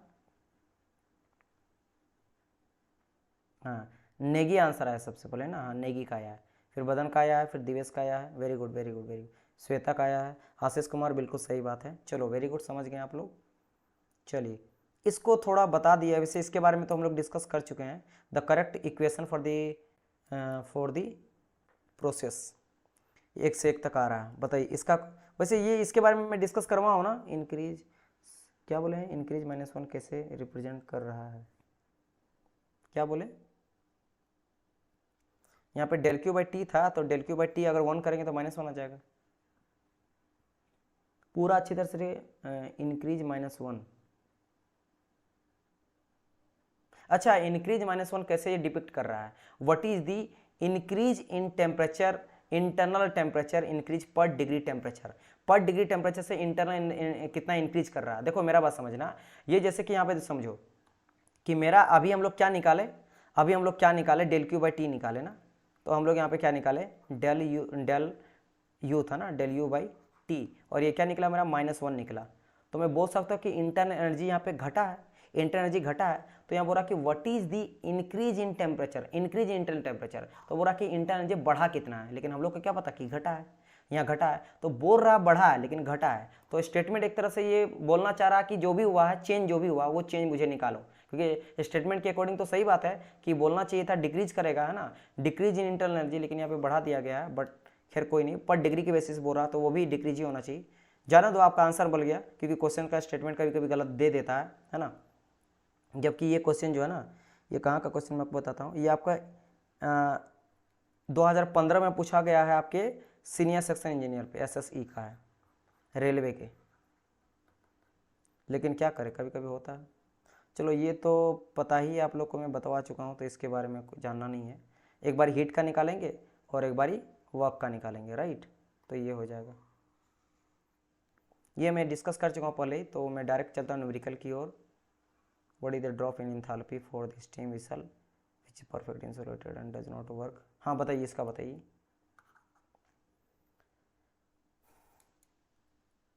वन 134 का बताइए,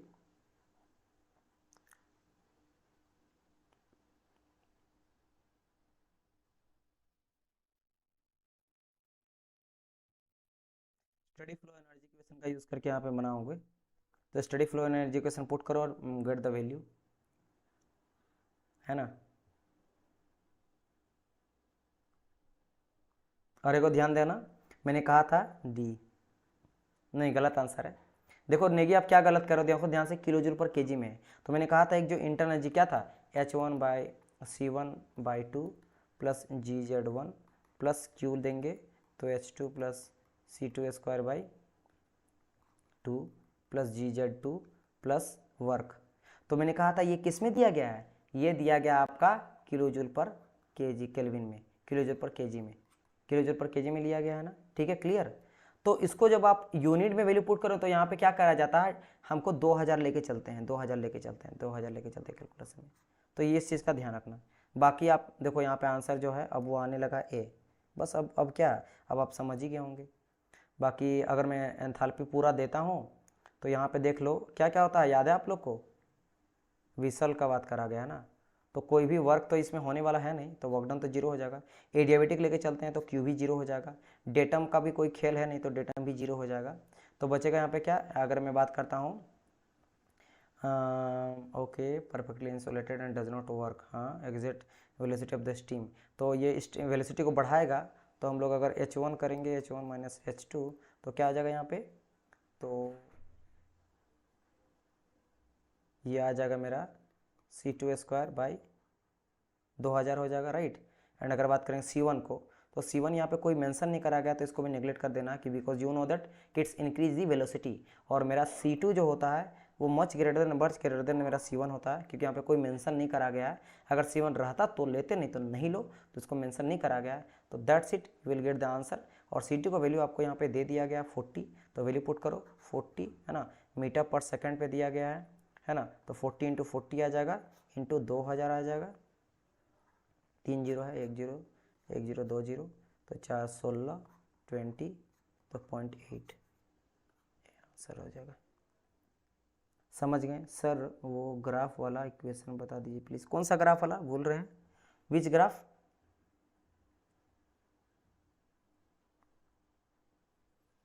कौन सा ग्राफ वाला बताइए बताइए, मैं आगे क्वेश्चन बढ़ता हूँ।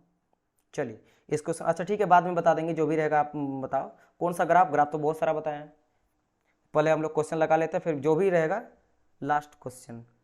लास्ट क्वेश्चन का ये ग्राफ वाला, अच्छा ठीक है मैं बता दूंगा, ठीक है टेंशन ना लो, ये हम लोग देख चुके हैं डियर। मैं जब आप लोगों को पढ़ाया था ना, याद करो, तब मैं बता चुका हूँ।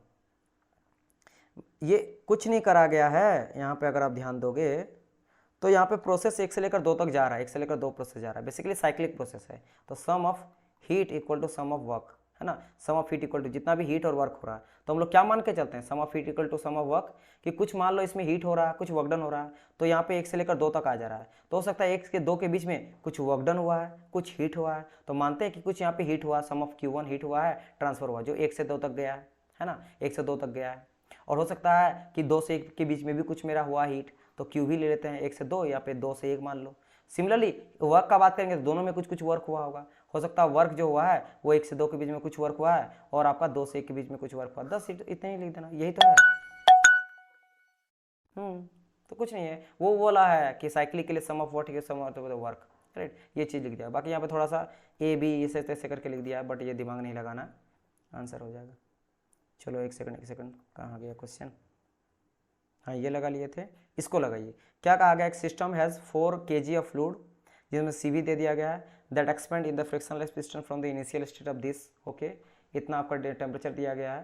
देखो फिर से यहाँ पे प्रेशर ही मेरा कांस्टेंट है, 1 मेगापास्कल पहले भी था, बाद में ही है, टेम्परेचर रिड्यूस हुआ है ना, और यहाँ पे मास दे दिया गया, CV का वैल्यू दे दिया गया, what is the net work in kilojoule if there is no heat transfer, Q भी नहीं मानना है, प्रेशर कांस्टेंट है। चलो बताइए, बहुत सारा चीज़ तो ऑटोमेटिकली सिस्टम में आपको दिया गया है, फर्स्ट लॉ के अकॉर्डिंग ही बनेगा, ये भी क्वेश्चन है ना, फर्स्ट लॉ के अकॉर्डिंग बनेगा।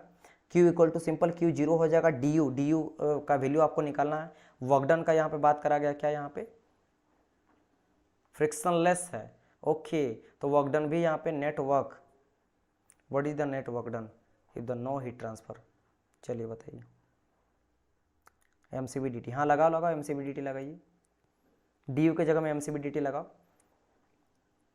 देखो Q इक्वल टू क्या आ जाएगा मेरा, du प्लस W, है ना, या del Q equal to del W, तो बोला गया कि नो हीट ट्रांसफर, तो ये 0 हो गया, तो du, है ना, du हो जाएगा मेरा, प्लस हो जाएगा डेल W, तो क्या करोगे, डेल W इक्वल टू कर दोगे माइनस du, और du जो करें में MCV/dt वैल्यू पुट करो, तो यहाँ पे वैल्यू पुट कर दो।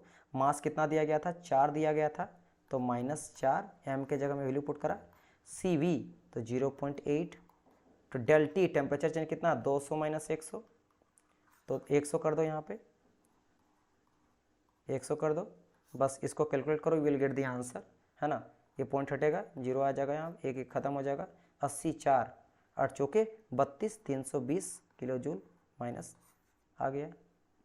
एक सेकंड, फिर से यहाँ पे ऑप्शन नहीं है, बताओ,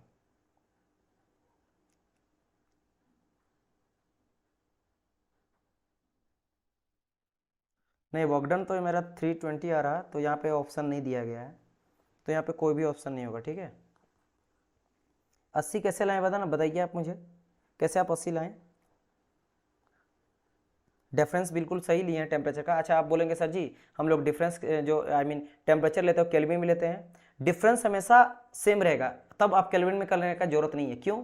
सपोज करो यहाँ पे T1 टेम्परेचर दिया गया था 200, तो अगर 200 में 273 जोड़ते और T2 टेम्परेचर दिया गया था 100, इसमें फिर से 273 जोड़ते और जोड़ने के बाद फिर से घटाते, तो कुल मिला के 100 ही आता। क्योंकि समझो जब आप घटाते हो तो 273 घट ही जाएगा, है ना। तो डिफरेंस हमेशा यही लेंगे। मास ना लिया श्वेता,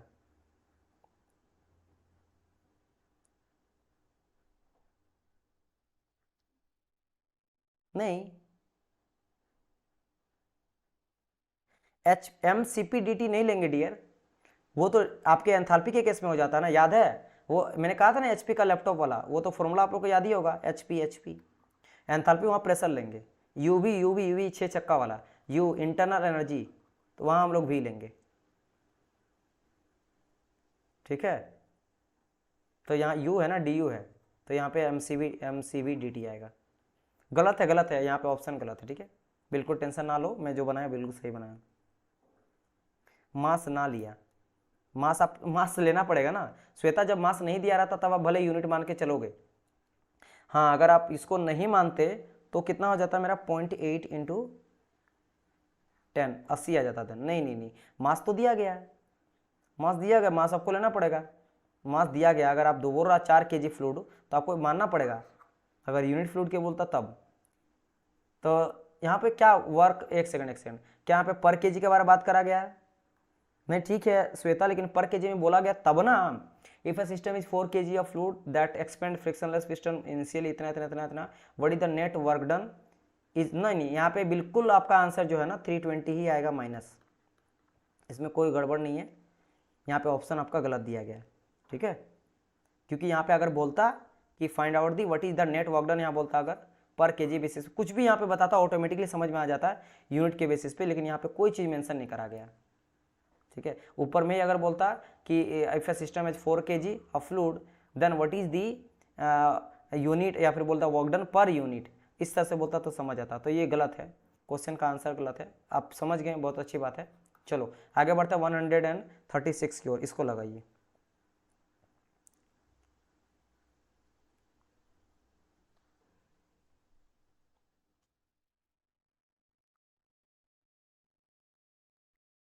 ये भी फर्स्ट लॉ से बन जाएगा, ज़्यादा दिमाग मत लगाना, आराम से हो जाएगा। एक काम करते हैं, इस क्वेश्चन को रहने देते हैं, ठीक है। मैं लास्ट में इसको दूंगा आप लोग को, कुछ एक दो क्वेश्चन में बनाने के लिए भी आप लोग को देना चाहता हूँ। एक ये क्वेश्चन मैं आप लोग को दूंगा बनाने के लिए, देखना चाहता हूँ कि बच्चे कितना बना पाते हैं। आप लोग कमेंट करना, ठीक है, या ग्रुप में आप लोग पोस्ट करना या व्हाट्सअप में पोस्ट करना। एक 36 वाला और एक क्वेश्चन था जो मैं आप लोग को देना चाह रहा था, लेंदी है बट देखना चाहते हैं कि आप लोग बना पा रहे हैं कि नहीं। एक कौन सा क्वेश्चन मैं छोड़ा था, क्या आप लोग को याद है?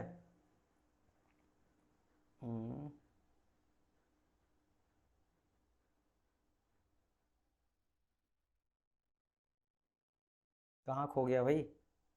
एक क्वेश्चन तो था जो मैं छोड़ा था, हाँ ये वाला 95, ये आपका SW है, ठीक है। एंड अभी वाला फुटबॉल वाला, यस। एंड अभी कौन सा था? ये बनाओ तो आप लोग बोला, थोड़ा क्वेश्चन आप लोग को भी देते हैं, क्योंकि यहाँ पे थोड़ा सा चेंज करा गया, लेकिन इसमें आप कंफ्यूज हो जाते हो क्या, ये वर्क डन बाई dt दिया गया, हीट बाई dt दिया गया, सेम चीज़ यहाँ पे टेम्परेचर डिफरेंस या dt दिया गया, फर्स्ट लॉ बड़ा पुट करो वैल्यू और वहाँ पे आंसर लाओ। लेकिन मैं देखना चाहता हूँ कि यहाँ से आप लोग कितने बच्चे आंसर दो। अभी मत आंसर करो, अभी आंसर ही नहीं करना है, अभी आंसर नहीं करना। आंसर करोगे तो फिर रीचेक करना पड़ेगा, सही है गलत है, सोल्यूशन करेंगे तो फिर फायदा नहीं है। तो आंसर भी करोगे तो मैं यहाँ पे आंसर नहीं बताने वाला हूँ, आंसर बताऊँ फिर तो पता चल जाएगा कि हाँ सही बच्चा का है, फिर जो देखेगा तो फिर मज़ा नहीं आएगा, तो बाद में करना। चलो इसको लगाइए, 36 का लगाइए। जो क्वेश्चन अब मैच जैसा करेगा जो मैं पहले बताया हूँ उसको मैं सोल्यूशन नहीं करवाऊंगा। What is the velocity of the steam eight exit across the steam whistle which is perfectly insulated and does not perform any work and going और ड्रॉप ऑफ, इतना एंथैल्पी में ड्रॉप हो रहा है फ्रॉम दी, हाँ ठीक है, अच्छा क्वेश्चन है, बनाइए क्वेश्चन को, बनाइए, अच्छा क्वेश्चन है 137 का। स्टडी फ्लो एनर्जी क्वेश्चन लगाना, मैं ट्रिक के लिए बता देता हूँ, ट्रिक के लिए मैं बता देता हूँ कि यहाँ पे आप लोग को क्या यूज़ करना है, स्टडी फ्लो एनर्जी इक्वेशन। क्या श्वेता आप जो आंसर दे रहे हो वो 137 का है? क्या वो 137 का आंसर है, मुझे बताइए।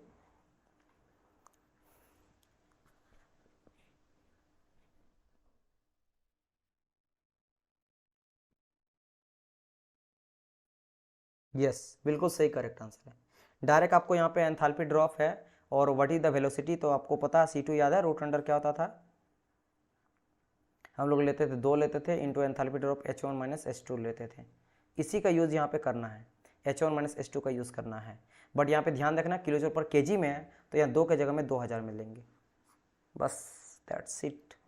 तो यहाँ पे क्या आ जाएगा, रूट अंडर में कर देता हूँ 2000 इंटू 0.2, बस आंसर यहाँ पे आ जाएगा। तो आई थिंक ये निकल जाएगा मेरा 20, बी आंसर हो जाएगा, ठीक है। यस, चलो 139 इस क्वेश्चन पाइए तो जल्दी फटाफट और इसको लगाइए।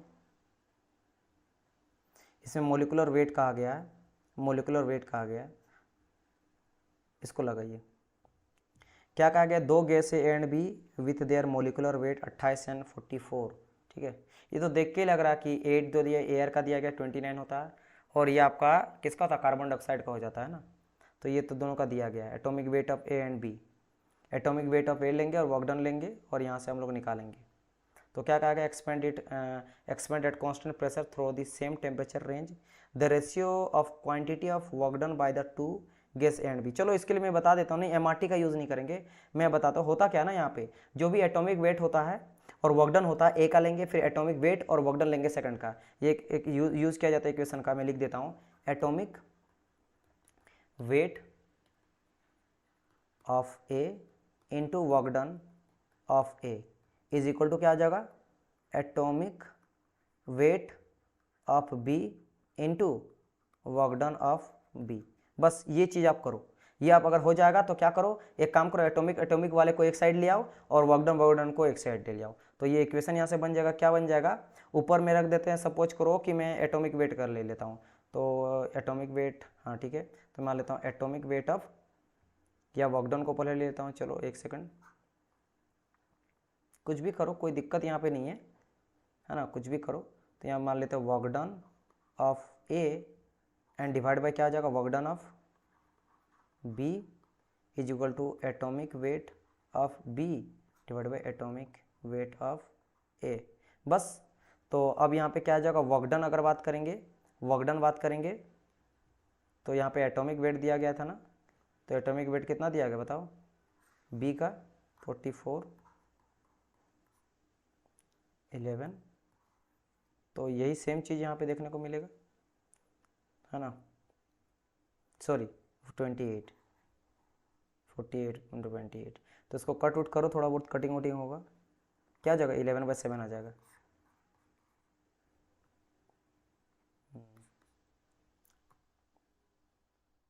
फुटबॉल इन्फ्लेटेड, तो इसको भी क्वेश्चन मैं आप लोग को देता हूँ, ये 2 क्वेश्चन करो, 3 क्वेश्चन आपका हो गया, 3 क्वेश्चन ये सभी को आपको कमेंट करना है। यहाँ पे पता है एक चीज़ को मैं यहाँ बता देता हूँ, यहाँ पे यूज़ क्या करना है, आपको एब्सोल्यूट वाला करना है, P absolute equal to P gauge pressure plus P atmospheric pressure, उसका आप यहाँ पे यूज़ करोगे, उसके अलावा यहाँ पे ज़्यादा कुछ चेंज नहीं करना और आपको आंसर मिल जाएगा। बट कुछ तो प्रैक्टिस में आपको दूंगा ना, थोड़ा ढंग का क्वेश्चन, तब ना मजा आएगा।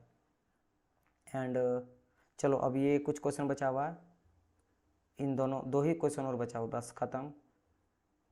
क्या कहा गया, एक क्लोज बैलून है containing 10 kg of helium receive 5 kg okay during the process volume of the balloon slowly increase by this one constant pressure इतना चेंज देखा इंटरनल। चलो इजी है, फटाफट बनाओ इसको भी, ये कोई ऐसा कुछ क्वेश्चन है नहीं कि बहुत टफ है कि मैं आपके लिए दूँ कि आप यहाँ पे दिमाग लगाओगे, तो ये जल्दी से बन जाने वाला क्वेश्चन है, तो इस क्वेश्चन को लगाओ। ये फॉर्मूला कैसे हुआ, ये फॉर्मूला आता है एटॉमिक मास थ्योरी से आता है, जो आपको टॉपिक वहाँ पे नहीं दिया गया है, ठीक है, अब थोड़ा आप लोग को कम पढ़ाया गया सिलेबस में, लेकिन क्वेश्चन घुस गया तो मैं इसको बता दिया।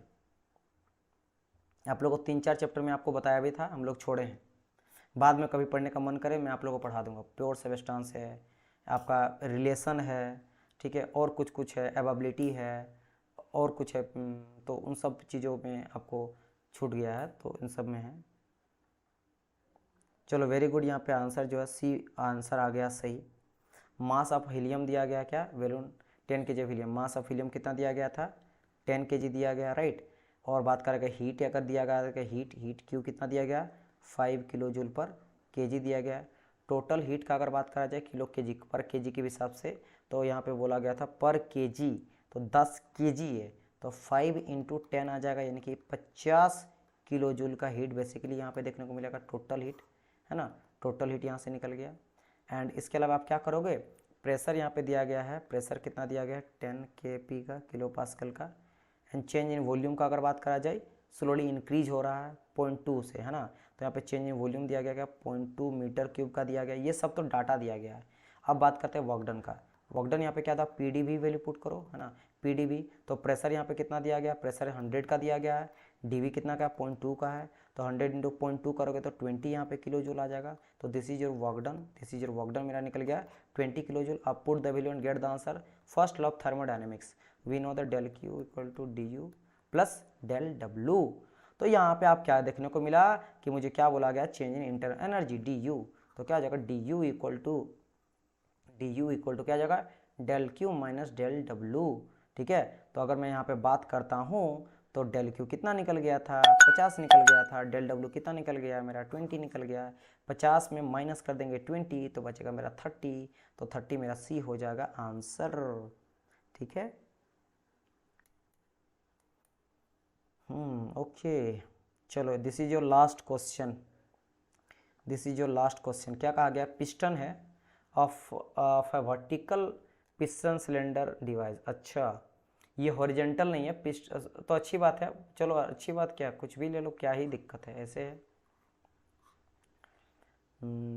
ओके, कंटेनिंग ए गैस जिसका मास दिया गया 60 kg, दिख नहीं रहा डायग्राम, अभी मैं देख रहा हूँ डायग्राम का जरूरत पड़ेगा क्या।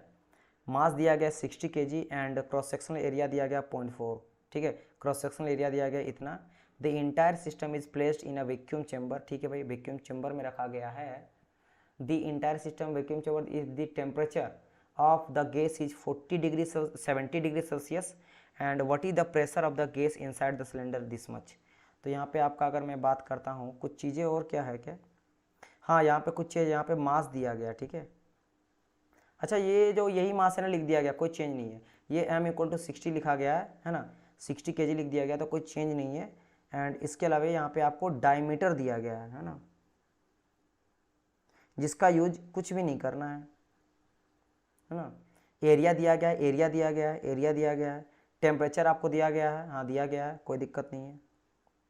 एरिया तो लिख दिया गया, ये एरिया बस लिख दिया गया यहाँ पे 0.4 ये मीटर क्यूब में है, ठीक है। डायमीटर का जरूरत पड़ने वाला है नहीं, कैलकुलेट करो बस बस हो जाएगा। प्रेशर फाइंड आउट करना है, प्रेशर इक्वल टू क्या, फोर्स अपन एरिया, है ना। ये प्रेशर है ना भाई, देखो ये सब क्वेश्चन प्रेशर 4 / एरिया, तो प्रेशर क्या हो जाता है, फोर्स mg हो जाएगा, एरिया का एरिया ले लो। मास दिया गया ना 60 वैल्यू पुट करो, यहाँ पे 9.8 वैल्यू पुट कर दो। एरिया आपको कितना जाए, 0.04 दिया गया है। अब इसको कैलकुलेट करो ना, that's it, you will gate the answer, ठीक है, you will gate the answer. और ये किस में आ जाएगा बताइए मुझे, तो फोर्स का होता है न्यूटन और एरिया हो जाता है मीटर स्क्वायर, तो यूनिट आपको क्या देखने को मिलेगा, न्यूटन पर मीटर स्क्वायर। तो इसका आंसर मैं आपको बताता हूँ 1.77 जो मिलेगा वो न्यूटन पर मीटर स्क्वायर होगा। लेकिन घुमाने वाला क्वेश्चन यहाँ पे ये था, ये तो बहुत ईजी था, ये भाई प्रेशर अपन फोर्स पुट कर दो और यहाँ पे आंसर आ गया कैलकुलेट करके, दैट्स इट। लेकिन नहीं, बात ये कि बार में दिया गया है, बार में दिया गया है, और 1 बार equal to 10⁵ newton per metre square. तो ये चीज़ को यहाँ पे वैल्यू पुट करने का, तब जाके आपका वैल्यू आएगा 0.1.7 बार, ठीक है। समझ आया कि नहीं, समझ आया कि नहीं, आप लोग मुझे बताओ।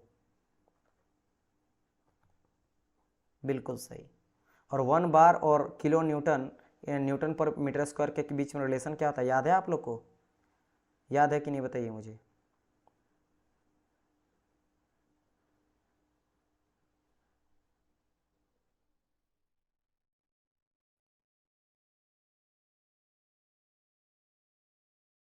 दोनों के बीच में रिलेशन क्या होता है, याद है किसी को, मैं बताया था।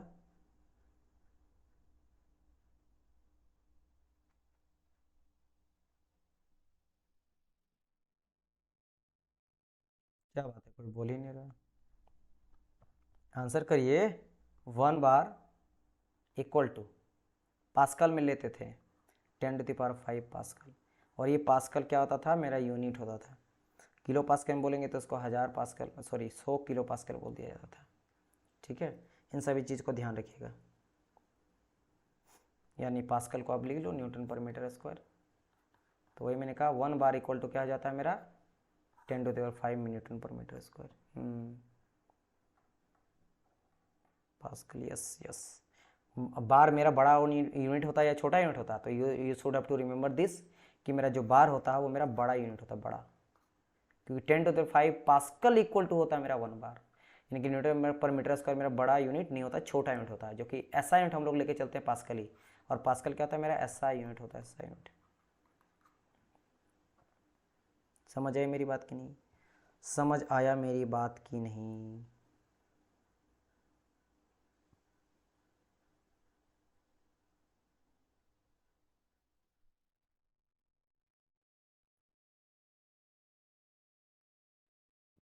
क्या बोल रहे हैं, इसका यूनिट दिएस बोल, इसका आंसर 1.1604 होना चाहिए। अगर होना चाहिए तो अगर आप सही कैलकुलेट कर रहे हो तो यहाँ पे ऑप्शन नहीं होगा, सिंपल सा लॉजिक है। अगर आप कह रहे हो और आप श्योर हो, आपने अगर कैलकुलेट करा, अभी रिसेंट में तो कैलकुलेट करा था तो वही आंसर आया था, लेकिन हो सकता है मैं जल्दबाजी में किया होगा, क्योंकि मैं कैलकुलेशन पे मेनली मेरा प्रोसेस रहता how to solve it, calculation आपका काम होता था। अगर हो सकता कि ये सही ना रहे, क्योंकि ये कोई बड़ी बात नहीं है, बहुत बारीक क्वेश्चन एक्सप्लेनेशन गलत देती है। अच्छा, एक मैंने कहा कि न्यूटन पर मीटर स्क्वायर जो है वो ऐसा यूनिट होता है, SI यूनिट। कोई मुझे बताएगा कि बार जो होता है, बार कैसा यूनिट होता है, ये मुझे बताओ तो। बार कैसा यूनिट होता है, क्या किसी बच्चे को पता है? ये मुझे बताइए, बार किस तरह का यूनिट होता है?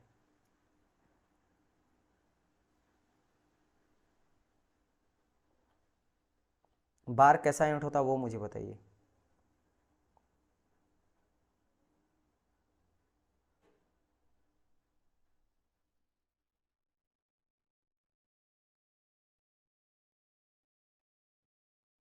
चलो कोई बात, बता ही नहीं रहा, मेट्रिक यूनिट होता, ठीक है, मेट्रिक यूनिट होता। चलिए, और यहाँ से हो गया हम लोग का पूरा फर्स्ट लॉ का न्यूमेरिकल वाला पार्ट भी हो गया कंप्लीट।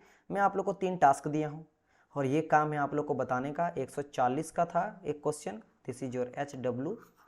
और मैं आपको बता देता हूँ, एक था 136 का HW, और एक मैं क्वेश्चन दिया हूँ एकदम न्यू फ्रेश एक दिया हूँ जो बार वाला है, क्योंकि वो उस तरह का क्वेश्चन नहीं बना है, तो हम चाहते हैं कि आप लोग बनाओ। और एक क्वेश्चन आपका बहुत पहले था जो ये रहा, दिस वन, ये वाला है। अच्छा, दोनों तो एक जैसा क्वेश्चन है ना, दोनों एक ही क्वेश्चन है क्या? 95 अगर बात करेंगे, 15, 5, 2500।